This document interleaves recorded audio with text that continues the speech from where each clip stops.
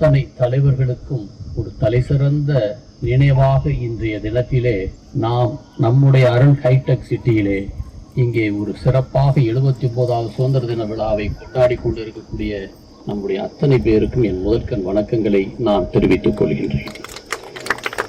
இங்கே ஓடிக்கொண்டிருப்பதுதான் நதி, உலகிக் கொண்டிருப்பதுதான் காற்று, செயல்பட்டு கொண்டிருப்பவர் தான் இளைஞர். அந்த ஒரு நல்ல இளைஞராக மட்டும் நான் பார்க்கின்றேன். தலைவர் அவர்கள் கண்ணன் அவர்களுக்கு என் வணக்கங்களை நான் தெரிவித்துக் கொள்கின்றேன். என் கடன் பணி செய்து கிடப்பதே என்று செயலர் அவர்கள் மிக திறம்பட அவர்கள் தேனிக்கு எடுத்துக்காட்டாக சொல்லக்கூடிய அவர்கள் அல்தாப் பிரதருக்கு என்னுடைய வணக்கங்களை நான் தெரிவித்துக் கொள்கின்றேன். இங்கே அருமை துணைத் தலைவர் மீனாட்சி சுந்தரம் அவர்களுக்கு என் வணக்கங்களை நான் தெரிவித்துக் கொள்கின்றேன். என்னுடைய அருமை நண்பர் ஜெகநாதன் அவர்களுக்கு என்னுடைய வணக்கங்களை நான் தெரிவிப்பதிலே மகிழ்ச்சி அடைகின்றேன். என்னுடைய அருமை நண்பர் வழக்கறிஞர் அவர்களுக்கு என்னுடைய நண்பன் அடிப்படையிலே என்னுடைய வாழ்த்துக்களை நான் தெரிவித்துக் கொள்கின்றேன்.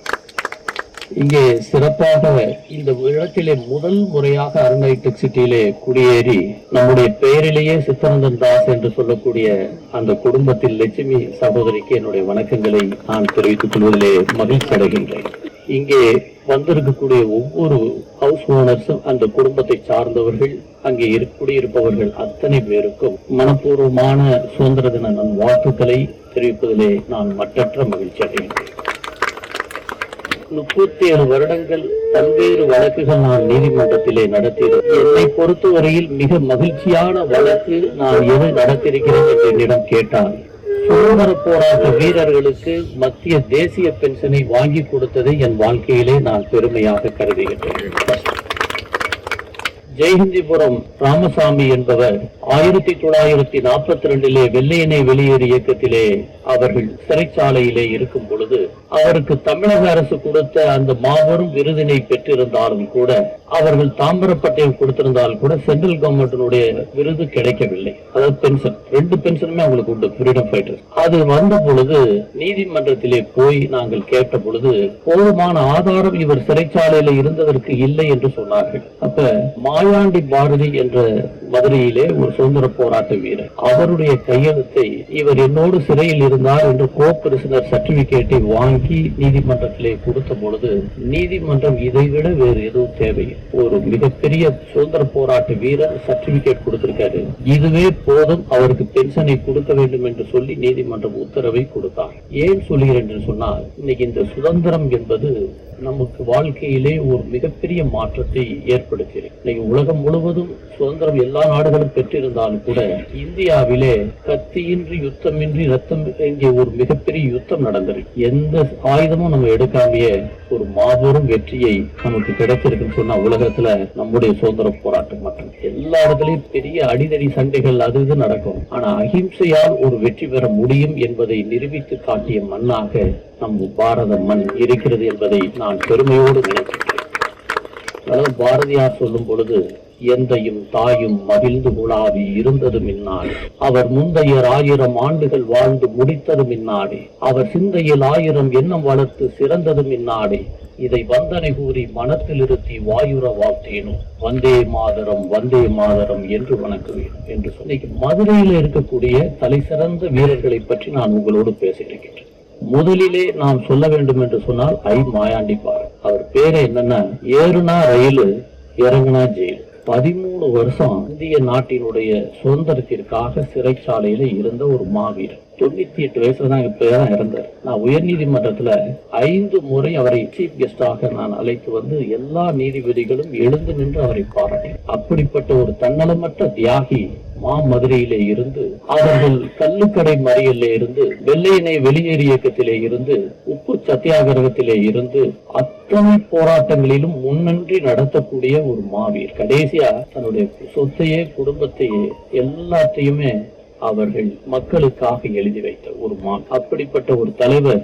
நம்முடைய இளையராஜா அவங்க வீட்டுல தான் இருந்தார். இளையராஜாவிற்கு ஒரு காலத்தில் அடைக்கலம் கொடுத்தவர் என்று சொல்லவே, அந்த இளையராஜா வீட்டிற்கு என்னை அழைத்து சென்றார். நான் சொல்றது 30 வருடங்களுக்கு. அப்ப அவர் வீட்டுக்கு போறப்ப அந்த தியாகிக்கு அந்த குடும்பமே பாராட்டி அவருடைய அன்பு மலையை ஆசீர்வாதம் பெற்றதை நான் பார்த்தேன். இங்க கங்கை அமர்ல இருந்து அத்தனை பேரும் இங்கே இருந்தார். அந்த சுதந்திர போராட்ட வீரர் மாமதுரையிலே இருந்து நம்முடைய எல்லா விதமான நன்மைகளுக்காகவும் போராடியவர். இன்னும் சொல்ல போனா மீனாட்சி அம்மன் கோயிலுடைய ஆலய பிரவேசத்துக்கே அவர் உறுதுணையார். எவ்வளவு பெரிய ஒரு பெருமையான ஒரு விஷயம். அந்த ஆலய பிரவேசத்துக்கு ஒரு முக்கிய பங்களிப்புன்னு சொன்னா 3 பேர் மதுரையை சார்ந்தவர். ஒன்று நாம் பெருமையோடு சொல்ல முடியும் வைத்தியநாதையர், 2 முத்துராமலிங்க தேவர், 3 கக்கஞ்சி. இவங்க 3 பேரும் செய்த தியாகங்கள் அளவில்லாத தியாகங்கள். உங்களை ஒரு அரசியல் பார்வை பார்க்கணும். நாம் பார்க்கக்கூடிய பார்வை சுதந்திர போராட்ட வீரர்களாக பார்க்க. இதிலே முதலிலே மாயாண்டி பாரதியை நான் உங்களிடம் சொன்னேன். இரண்டாவது சொல்ல வேண்டும் என்று சொன்னால்